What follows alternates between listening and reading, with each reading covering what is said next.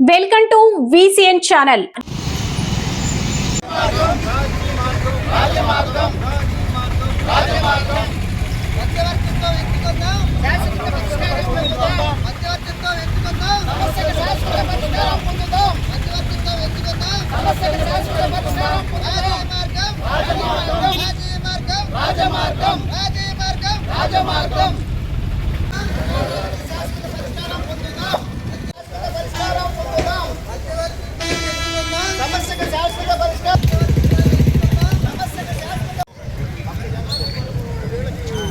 ఈ 1 week mediation programme supreme court ఆదేశాల మేరకు ఈరోజు మనం జరుపుకుంటున్నాము. ప్రస్తుత కాలంలో కోర్టుల పైన చాలా ఒత్తిడి పెరిగిపోతుంది.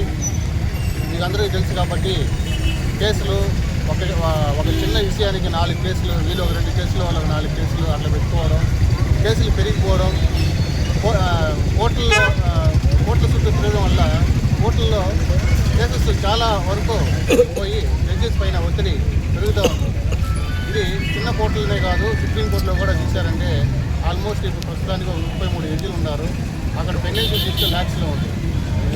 సో 33 జడ్జిలు ఒకరి కేసుల్ని పరిష్కరించాలంటే దాదాపు కనీసం ఒక 10 సంవత్సరాలు అవుతుంది.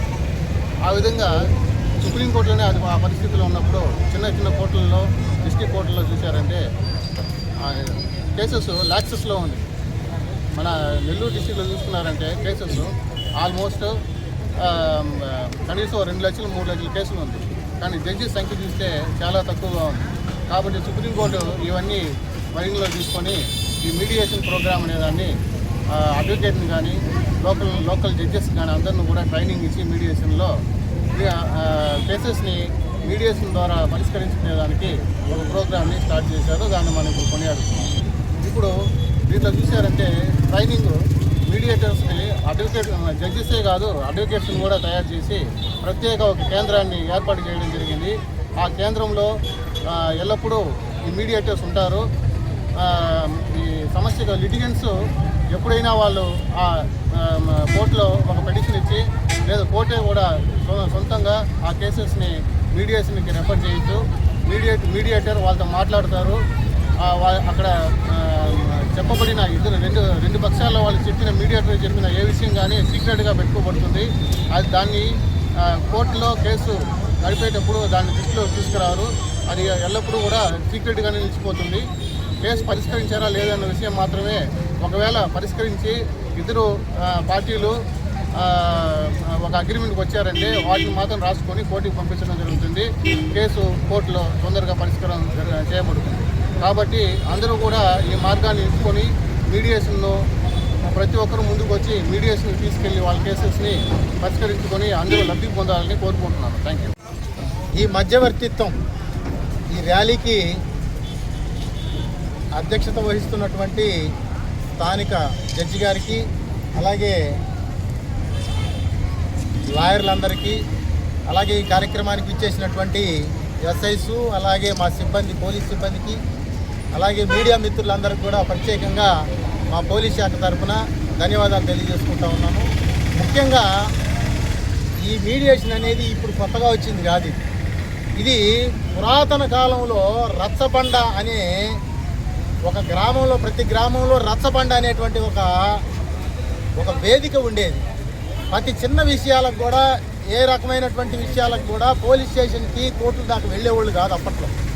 వాళ్ళందరికీ కూడా ఆ రచ్చబండలో ఆ గ్రామ పెద్దలు నలుగురు ఆడ కూర్చొని ఇరువైపులా ఉన్నటువంటి వారిని ఆ సమస్యని తెలుసుకొని ఆ సమస్యని అక్కడికక్కడే పరిష్కారం చేసేవాళ్ళు.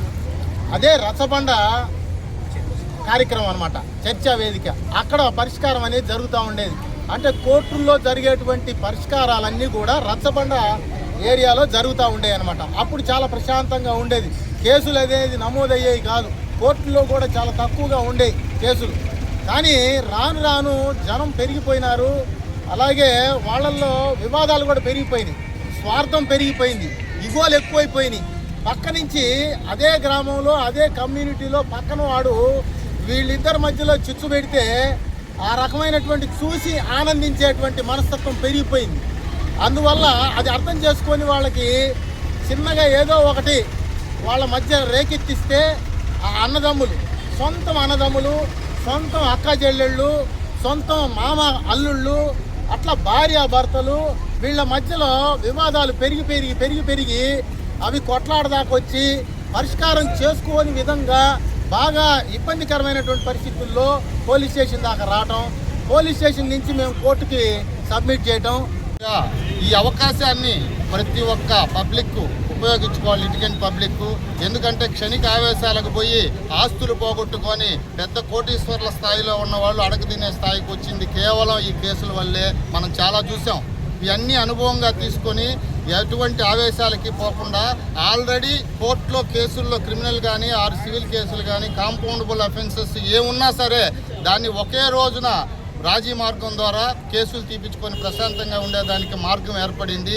దీన్ని లిటిగెంట్ పబ్లిక్ అందరూ కూడా ఉపయోగించుకోవాలని మీ అందరి సమక్షంలో మీ ప్రెస్ వారు కూడా దాన్ని అడ్వర్టైజ్ చేసి ఈరోజు చేసినటువంటి ఈ కార్యక్రమాన్ని మీ ద్వారా లిటిగెంట్ పబ్లిక్ అందరికీ తెలియజేయాలని కోరుతున్నాము.